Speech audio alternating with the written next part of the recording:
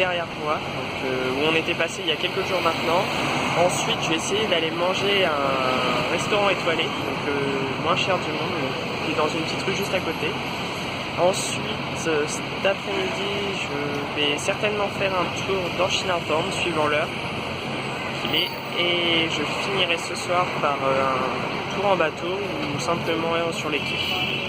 De 5 étages a été inauguré en 2008. Bon, au premier étage, de nombreux Bouddhas, tous différents. Je vais en mettre une pièce dans chaque urne, passer devant chaque Bouddha. Voici la salle principale.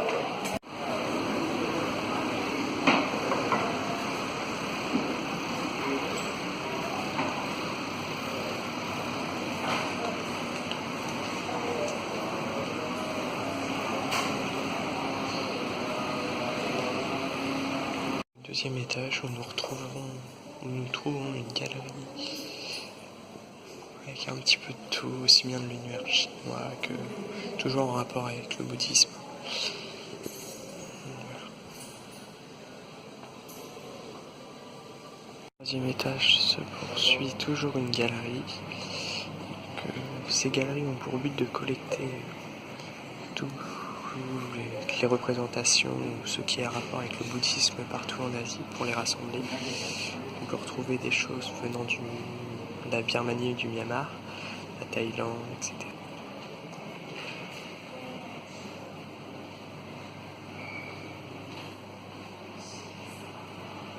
Puis vous filmez la salle, enfin l'étage où il y avait la relique de la dent de Bouddha. Donc pour vous expliquer un petit peu comment c'est fait, c'était une grande salle de prière avec au fond une stupa qui fait quasiment 3500 kg, dont 320 kg en or, quand même. Donc voilà, j'essaierai peut-être d'essayer de trouver une image pour que ça soit plus visuel pour vous. Autrement, maintenant on est sur le toit. Il y a un jardin d'orchidées spécifique au toit et assez impressionnant, peut-être les 10 000 statuettes de Bouddha, elles sont tous dans ce style-là. C'est quasiment tout le monde, si je ne me trompe pas. Et donc il y en a 10 000 donc tout autour, au niveau du toit, ainsi qu'à l'intérieur, autour de la route de prière. Je vous montre, c'est assez impressionnant. Là on est à 2600. Là c'est les 3000. Il y en a comme ça sur tout le pourtour du bâtiment.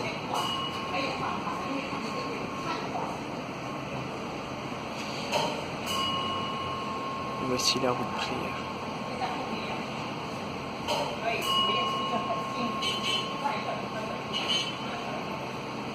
En tant que bouddhiste, j'ai pu aller au street food étoilé. Sauf que malheureusement il est encore fermé aujourd'hui, donc du coup je change tout le programme. Cet après-midi on va aller à l'île de Sentosa, on y retournera demain matin et on ira manger à l'étoilé demain après-midi.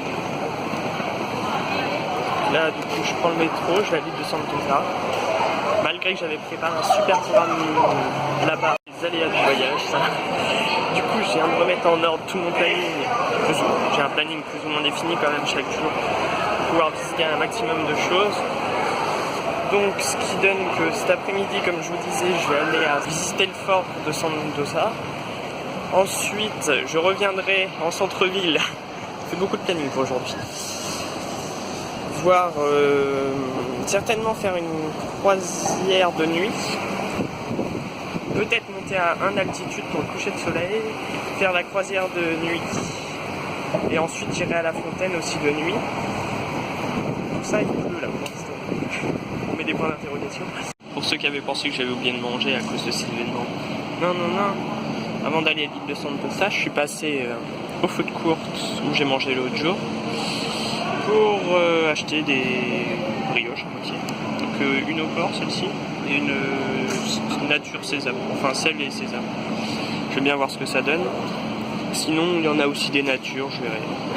Donc là, on est dans le mall entre la gare de métro et le tramway, enfin le train qui va jusqu'à Sentosa. Et on peut voir qu'il y a toutes les plus grandes marques, il y a plein de monde. Puis tout à l'heure, en proportion, il n'y a pas grand monde. Là, tout à l'heure, dans les escalators, il les deux étaient pleins. Enfin, il y en avait 3, 2 pour monter, ils étaient tous les deux pleins. Ils sont obligés d'installer des barrières pour gérer les flux de personnes. C'est assez fou.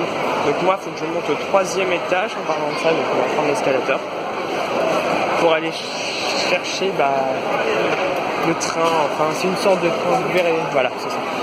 Sentosa Express. Voilà. Tout de suite.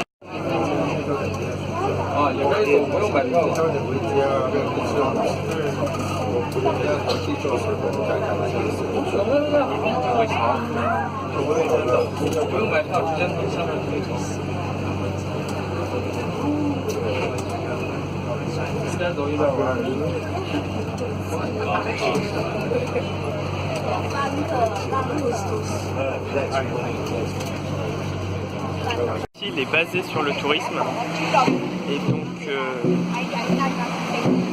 ça se ressent bien au niveau de toutes les activités qu'il peut y avoir.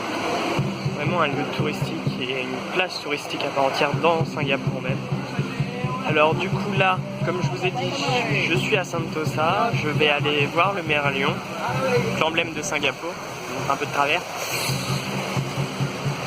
Ensuite, je vais essayer d'aller jusqu'au fort, donc tout au bout de l'île. Donc ce qu'il faut savoir, c'est que les transports, je l'ai payé 4 $, toujours avec la même carte, que je réexpliquerai dans une autre vidéo. Et là, du coup, j'ai les transports illimités dans le centre, sur l'île de Sentosa.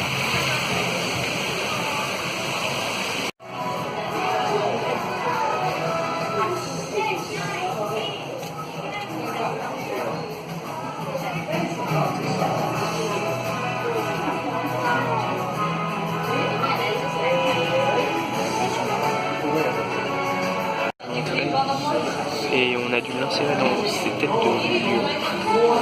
Et enfin, on a reçu une pièce souvenir. Je vais devoir la porter jusqu'à la fin du voyage.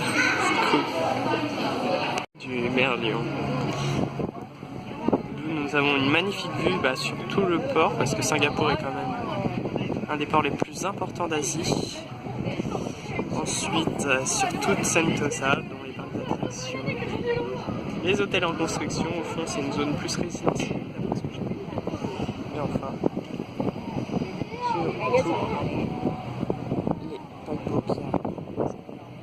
C'est impressionnant. Je les avais vus en arrivant en avril la dernière fois. Il y en a une quantité phénoménale. Toute attraction, ça coûte 12 € avec un souvenir compris dedans et un café offert. Il y a plus de 18 fois à sortir en parapluie. Ça me semble compromis pour le temps, mais j'y vais quand même. En plus, on paye 4 € quand on arrive pour avoir des bus, mais le service est temporairement interrompu. Super! Donc j'y vais à pied, j'en ai pour un quart d'heure. Donc nous sommes au fort de Sentosa.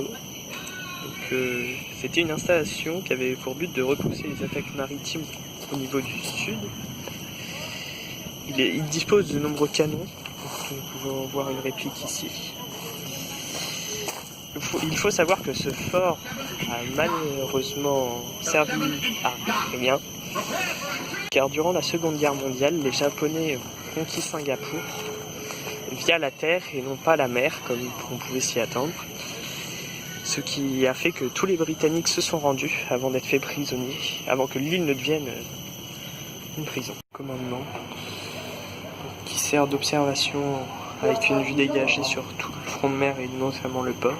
C'est grand, j'ai préféré directement m'acheter un drone pour aller vous le faire visiter d'en haut.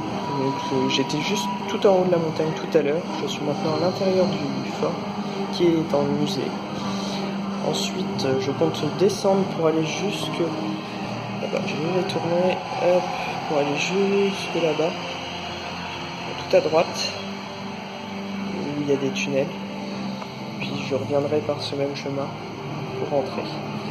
Voilà, allez, je vous laisse.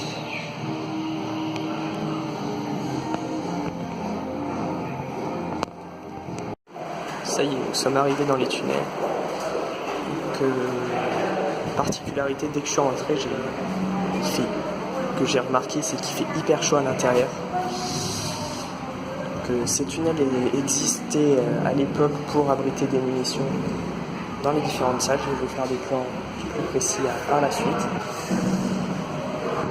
Maintenant, il y a des ventilos, mais c'est vrai que quand même pas beaucoup d'air. Pour tout vous dire, à l'extérieur, il fait plus frais. Certainement parce qu'il a plu, donc c'est un peu plus humide, mais c'est quand même assez fou ça.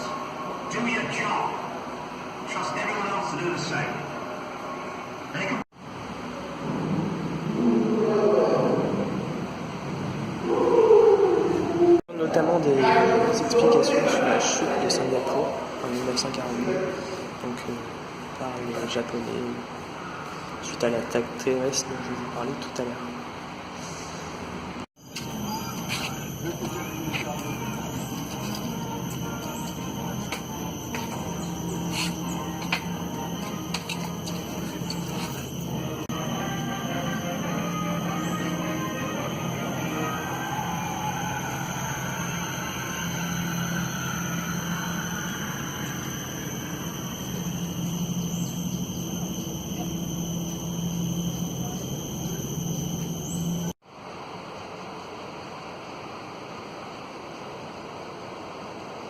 À la récupération par les Anglais de Singapour, il y eut de nombreuses contestations qui donna lieu à l'indépendance du pays en 1959.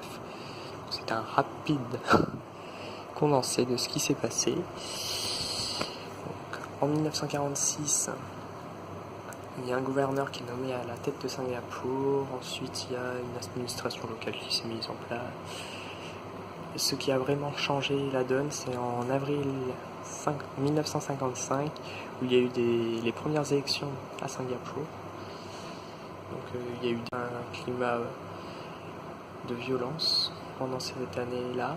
Enfin, Singapour a eu son indépendance après 3 ou 4 années de pourparlers avec les Anglais en 1959. Une somme de $33 pour pouvoir prendre les téléphériques dans Sentosa et rentrer ce soir de nuit en survolant le port, ce qui risque d'être plutôt sympa. Magnifique sur toutes les plages artificielles ainsi que sur les autres cabines du téléphérique. On va peut-être avoir le droit à un coucher de soleil dans les nuages ce soir, encore une fois.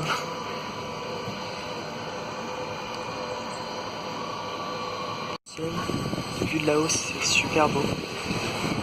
Donc, vue du port à cette heure-là, toujours. Et on va le revoir de nuit d'ici quelques heures. Enfin, oui, quelques heures. De voir les mêmes installations que dans les stations de ski à plus de 15 000 km et avec quasiment 40 degrés d'écart. Donc voilà, nous arrivons à la fin de cette ligne-là. Je vais aller du coup directement au point le plus au sud de l'Asie pendant qu'il fait encore jour et en espérant éviter la pluie que l'on peut voir juste au fond. Petite vue sur le Merlion qu'on a visité ce matin, qui risque d'être beau cette nuit parce qu'il va être tout illuminé. Le plus au sud de l'Asie en pratique, mais en théorie l'île de Sentosa juste à l'ouest et un petit peu plus au sud. On est quand même sur la partie la plus au sud du continent asiatique.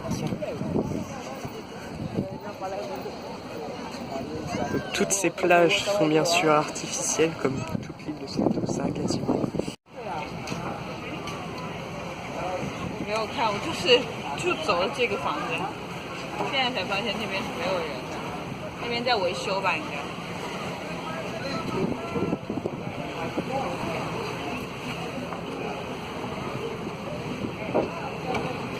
有一边还塌了。